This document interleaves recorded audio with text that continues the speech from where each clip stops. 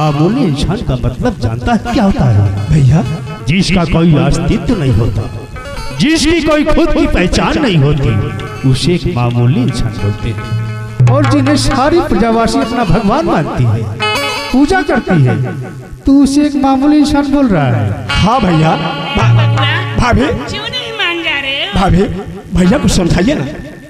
और मैं यह भी देख रहा हूँ कि जितनी भी मूर्तियां थी, सारी मूर्तियां तोड़वाकर आपकी मूर्ति का स्थापना कर दी गई है। भैया, इस तरह सर गलत की है आप। इस भगवान का अपमान मत कीजिए। क्यों उस भगवान ने सबको अपने नूर से पैदा किया है। क्या कोई इंसान भगवान बन सकता है? नहीं भैया, आप मेरे बड़े भाई हैं, पिता समान। तो तेरा अंतर्यामी भगवान, हाँ भैया। ऊपर वाला, हाँ भैया। जो कण कण में वास करता है, हाँ भैया। जर्रे जर्रे में वास करता है। हाँ भैया। ठीक है, कोई बात नहीं, कोई बात नहीं चंदन। हम तेरे अंतर्यामी भगवान को देखेंगे। क्या देखेंगे भैया? देखेंगे तेरे अंतर्यामी। मेरे वो परमात्मा है, न उसे अग्नि जला सकते हैं, न उसे पानी भिगो सकता है, न उसे तलवार काट सकती है। ठीक है, कोई बात नहीं, बुलाओ उस अंतर्यामी भगवान को।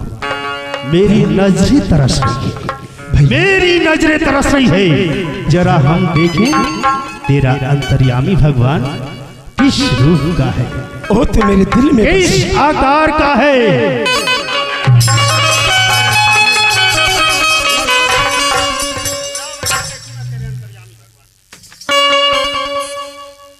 भैया, आपको हो क्या क्या है? भैया, ओ तो मेरे दिल में है, वास कर रहे हैं। आज उन्हीं की देन है कि मैं अपने मुखार से शब्द बोल रहा हूं। उसी परमात्मा की देन है, और उसी परमात्मा की देन आपके दिल में भी है। चंद्र, कोई अंतर्यामी, कोई भगवान नहीं होता। मुझे अपना भगवान मान ले, नहीं तो इसका अंजाम बहुत बुरा। मैं एक बार नहीं, 1000 बार कह चुका हूं। आपको भगवान नहीं मानूंगा, नहीं मानूंगा, नहीं मानूंगा।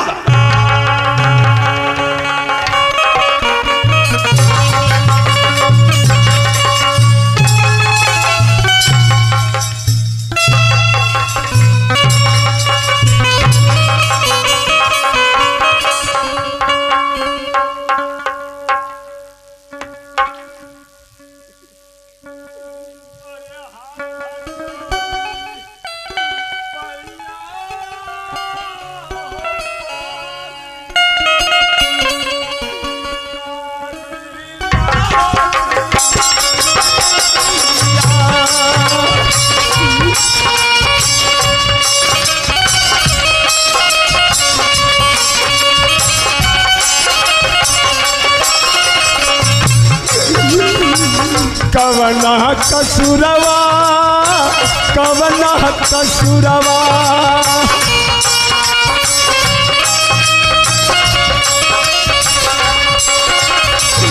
कवना कसूरवा हो भैया, हमारा से हो भाई।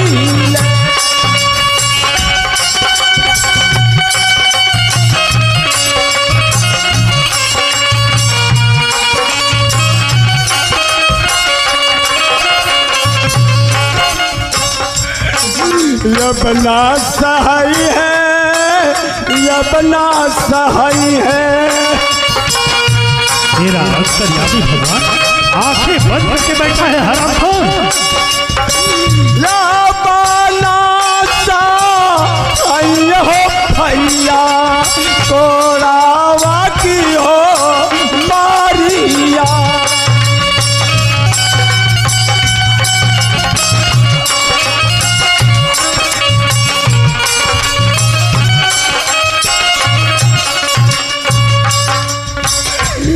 कोड़वा की मरिया, कोड़वा की मरिया।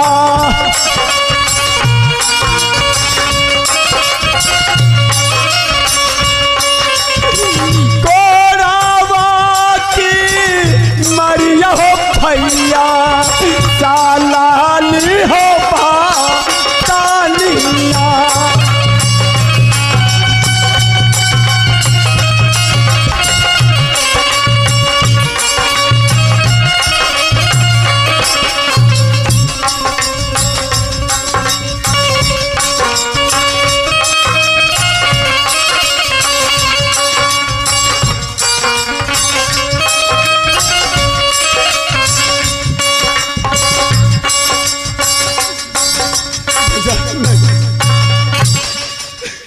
तेरा अंतर्यामी भगवान तेरे प्राणों की रक्षा करने के लिए नहीं आया? क्या उसकी आंखें फूट चुकी है या मर चुका है वो? तो बोला बुला मेरे सामने। अरे ये कहीं को खिया हो भैया निहाली हो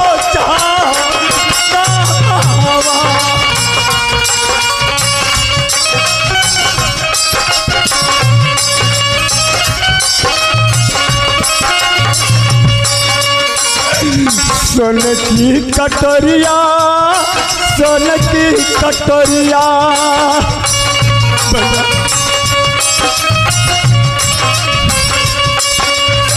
सोन की कटोरिया हो भैया दूधावा हो पी जावाला।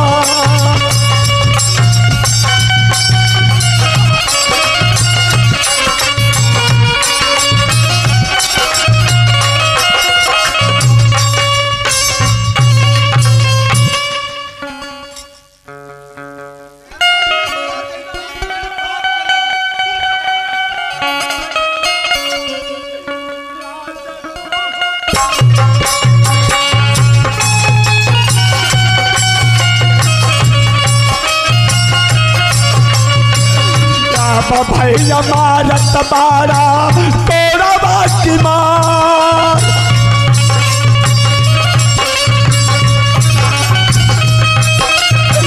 तोड़ा बाकी मरिया है पा जानी जाए न सालत बारे। कहाँ है तेरा अंतर्यामी भगवान? अब भैया मान जाइबा बतिया हो हमार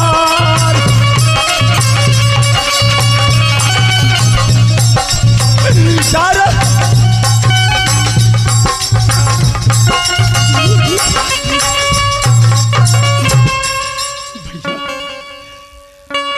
मार लीजिए, अरे बेवकूफ,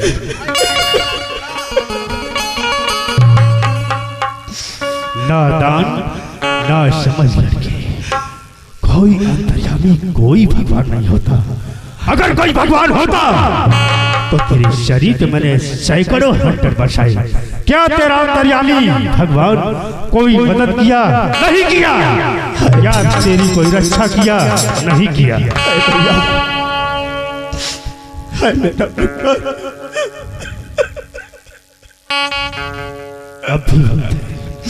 अब भी वक्त है मुझे अपना भगवान मान ले। मैं भीख में तेरे प्राण को बख्श दूंगा। भैया भैया न मारो, भैया भैया भैया न मारो, अरे भैया पछताओगे, भैया भैया न मारो।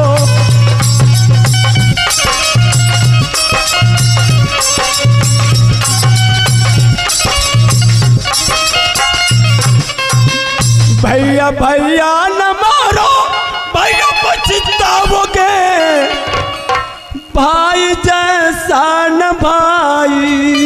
भैया भाई जैसा न भाई, सुनाओ चंदन भाई, अरे नहीं पाओगे।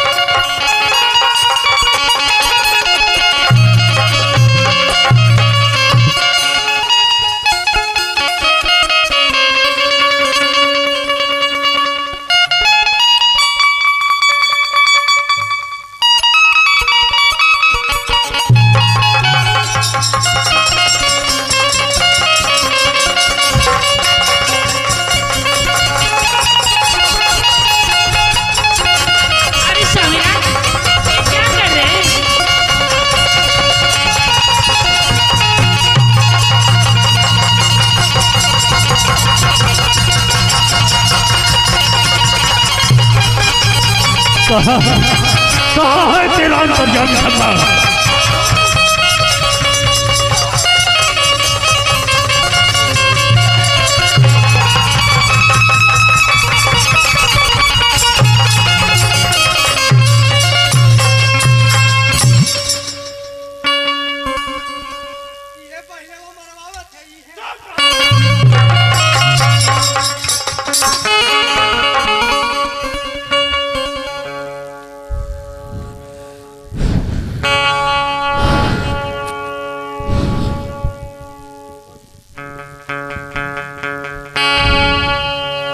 प्रजावासी, आज मेरी बात को कान खोल कर सुन लो। कोई अंतर्यामी, कोई भगवान नहीं होता, क्योंकि हम हैं यहाँ के अन्नदाता। हम हैं यहाँ के,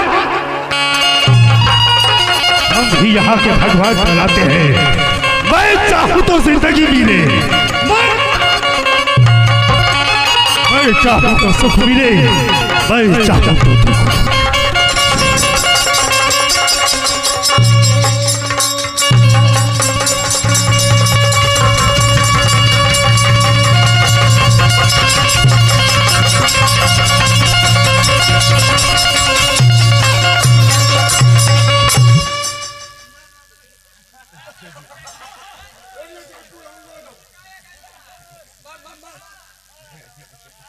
राज दरबारी, अरे वो राज दरबारी, हमारे राज दरबार में खड़े होकर क्या कर रहा है? ये कौन प्रजावासी हमसे बगावत करने के लिए तैयार हो गया? उसे भी घसीटते हुए मेरे पास लेकर आओ और समझाओ, समझाओ इस नादान को कि अब भी मुझे अपना भगवान मान ले। समझाओ भाभी। अरे सुनबू सुनबू हो माई, भाभी, अरे माँ को तो मैंने चेहरा नहीं देखा, जन्म देकर इस दुनिया को छोड़कर चली गई। अरे सुनबू, तू सुनबू हो माई, हमारी हो कालिया।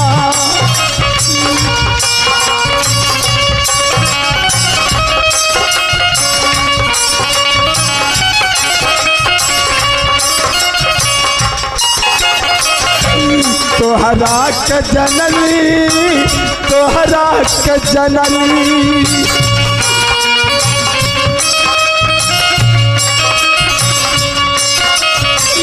तोहरा के जनल हो माई, पाया महा तारिया।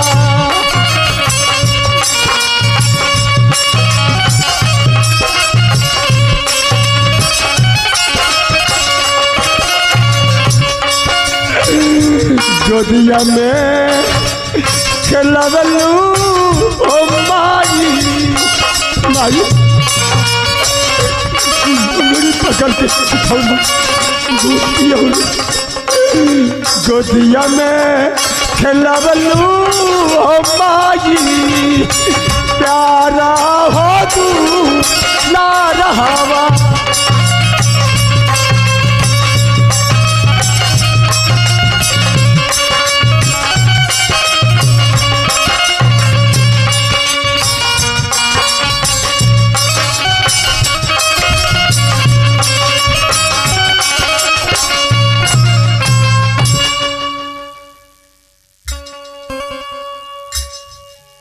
चंदन, अरे ओ चंदन, ये बतला, मैं तुझे उठाऊं या तेरा अंतर्यामी भगवान आकर तुझे खड़ा करेगा?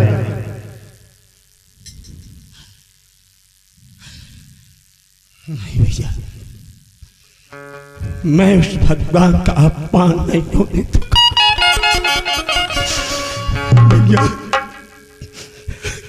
भैया, मेरे बड़े भाई, मैं का छोटा बेटा समान भाई हूँ भैया, क्यों इतना जुल्म ढा रहे भैया? क्यों? तो तू मुझे भगवान मानने से अब भी इनकार कर रहा है? हाँ भैया, मैं इनकार कर रहा हूँ। ठीक है, मैं आपको भगवान कभी नहीं मान सकता, कभी नहीं। कोई बात नहीं, कोई बात नहीं। तो मेरी बातों को गौर से सुन। क्या? तू और तेरे साथ साथ तेरी पत्नी आशा और तेरा नन्हा सा जान तेरा बेटा राजू, तुम तीनों मेरे राज्य से दफा हो जाओ। नहीं भैया,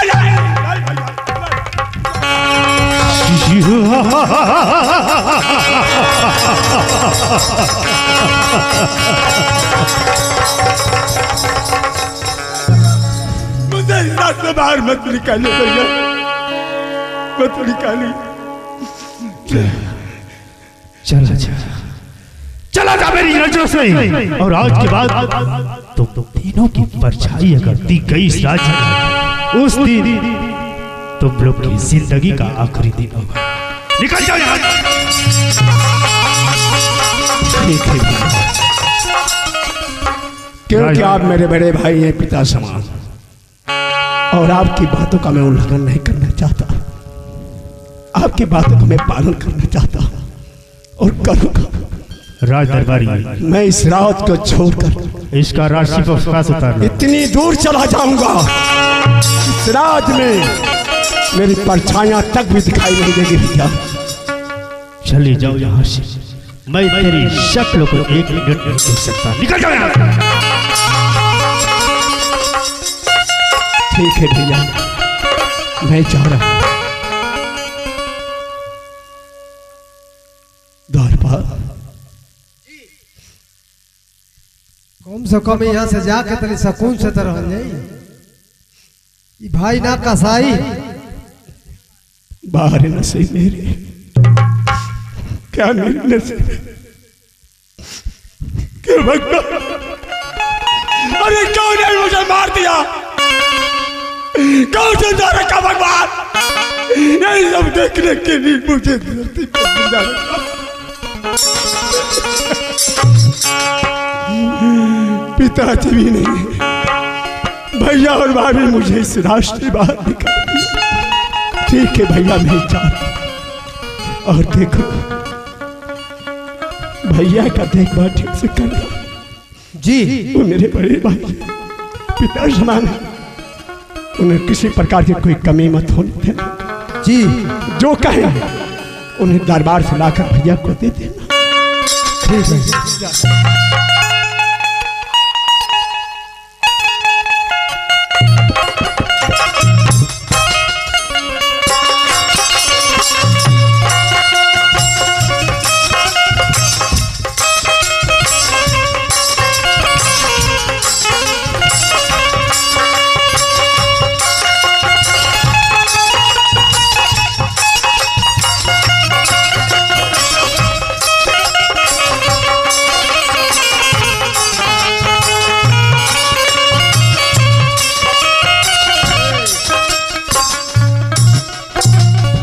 हाँ तो भैया ऐसा मेहरारू के उघरी कहल जाला। ऐसा बिगड़ल मेहरारू होली जन घर उजाड़ देली।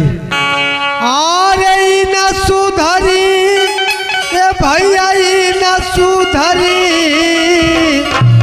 आ जन्म कहू घरी न सुधरी।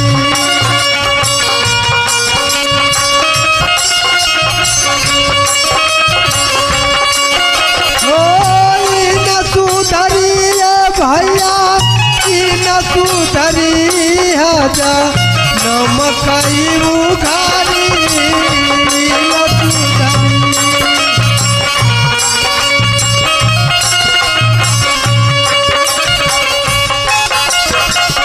नैहरा में चिन्हल ना भाई भतीजा,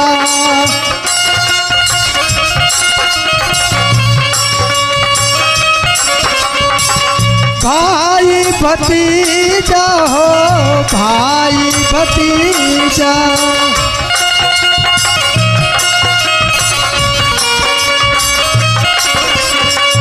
ससुरा से चले लेता बाकलू गरी आजा नमकई उघारी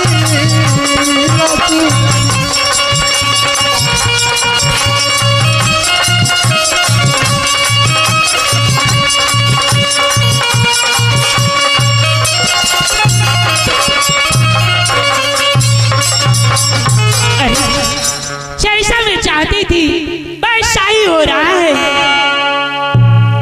अब मैं इस राज को बर्बाद करके रख दूंगी।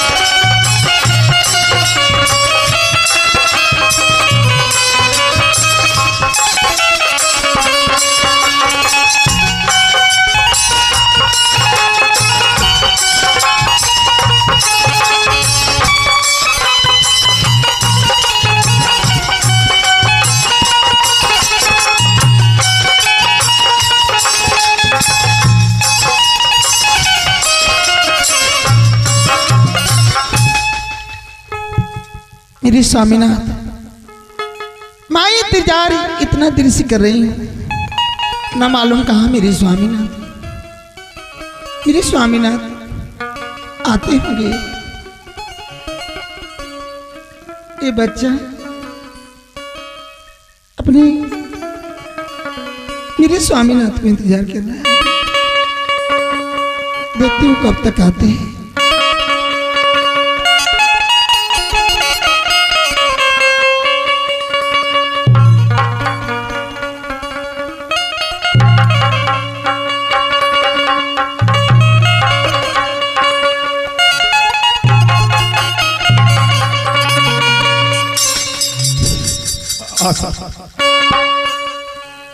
क्या मेरी स्वामीनाथ, ये कैसे रो रही है स्वामीनाथ? आशा जानती है भैया दरबार में थे और मुझे दरबार में बुला कहने लगे कि चंदन, मैं यहाँ का अन्नदाता कर्मदाता भगवान। आशा ये बताओ, तुम भगवान किसे मानती हो? हाँ, भगवान किसे मानती हो? भगवान तो मेरी स्वामीनाथ ऊपर वाले हैं। यही तो बात है। भैया को भगवान माना तो जानती हो भैया मुझे कोड़ों से मारे। क्या? अरे मारने की बात छोड़ो, ये कह दिए कि चंदन अभी और इसी वक्त तुम्हारी धर्मपत्नी में आशा और अपने बेटे राजू को लेकर इस राज से बाहर निकल जाता। मुझे इसी बात की तकलीफ नहीं स्वामीनाथ, नहीं स्वामीनाथ। एक नन्हा सा बालक को लेकर मैं कहाँ दर दर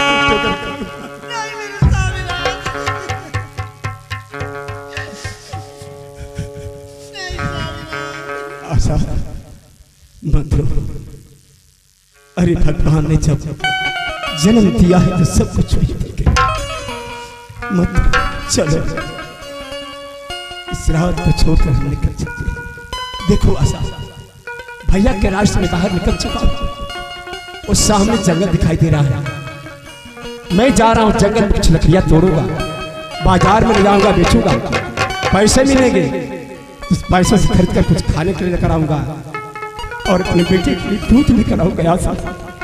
स्वामीनाथ, क्या ऐसे मत कहिए। इस जंगल में जाकर लकड़ी तोड़कर बाजार में बेचकर ये बच्चे के लिए दूध के लिए आप लाएंगे। आशा